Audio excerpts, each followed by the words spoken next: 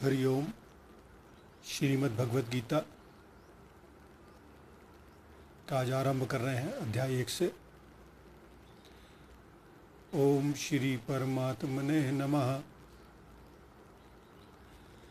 ओम पूर्णमदः पूर्णमिदं पूर्णात् पूर्णमुदच्यते पूर्णस्य पूर्णमदाय पूर्णमेवावशिष्यते वसुदेवसुतं देवं कसंचाणूरमर्दनं देवकी परमानंदम कृष्णं वंदे जगद्गुरु गुरुम। अध्याय 1 का श्लोक 1 देखते हैं। पहले श्लोक में आता है, धर्म क्षेत्रे कुरुक्षेत्रे संवेता युषुत्स्वः मामकाः पांडवाश्चैव किम कुर्वत संजय। धृतराष्ट्र संजय से पूछ रहे हैं, हे संजय, धर्म क्षेत्र कुरुक्षेत्र में एकत्रित युद्ध की इच्छा वाले मेरे और पांडु पुत्रों ने क्या किया। अब प्रश्न आता है कि कुरुक्षेत्र किस स्थान का नाम है और उसे धर्म क्षेत्र क्यों कहा गया। ऊपर शब्द आए धर्म क्षेत्र कुरुक्षेत्र।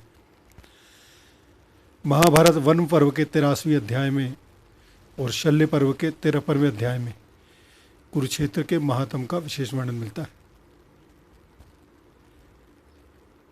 यह सरस्वती नदी के दक्षिण भाग और द्वष्टवती नदी के उत्तर भाग के मध्य में है। इसकी लंबाई चौड़ाई जो है 5-5 योजन है। यह स्थान अंबाला से दक्षिण और दिल्ली से उत्तर की ओर है। इस समय भी कुरुक्षेत्र नाम का शहर वहाँ पर अभी भी है। इसका एक और नाम है समंत पंचक। शतपथ ब्राह्मण आदि शास्त्रों में कहा गया है कि यहाँ अग्नि, इंद्र, ब्रह्मा आदि देवताओं ने तप किया था। राजा कुरु ने भी यहाँ बड़ी तपस्या की थी तथा यहाँ मरने वालों को उत्तम गति प्राप्त होती है। इसके अतिरिक्त और भी कई बातें हैं जिनके कारण उसे धर्म क्षेत्र या पुण्य क्षेत्र कहा जाता है। अब श्लोक में धृतराष्ट्र ने शब्द उपयोग किया है मामका पांडवाश्चैव। ये किसके लिए उपयोग किए हैं। उन्होंने मामका पद का उपयोग अपने पक्ष के लिए अर्थात दुर्योधन और उसके पक्ष में लड़ने वाले योद्धाओं के लिए किया है, और पांडवा पद का उसने अपने भाई के बच्चों या युधिष्ठिर और उसके पक्ष में लड़ने वाले योद्धाओं के लिए किया है। आगे को शब्द आया संवेता युषुत्स्व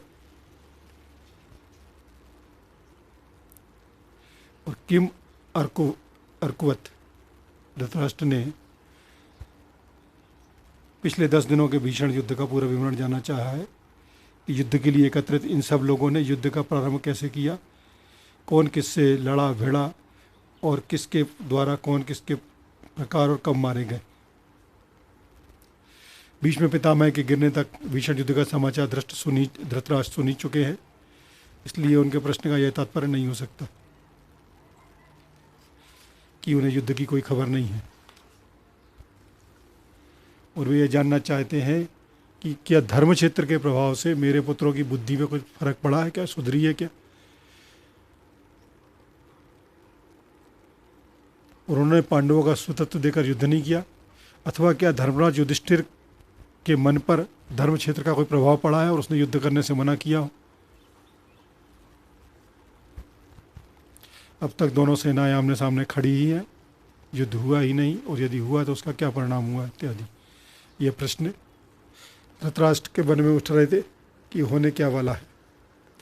अब आगे के श्लोकों में संजय उसका जवाब देंगे। हरि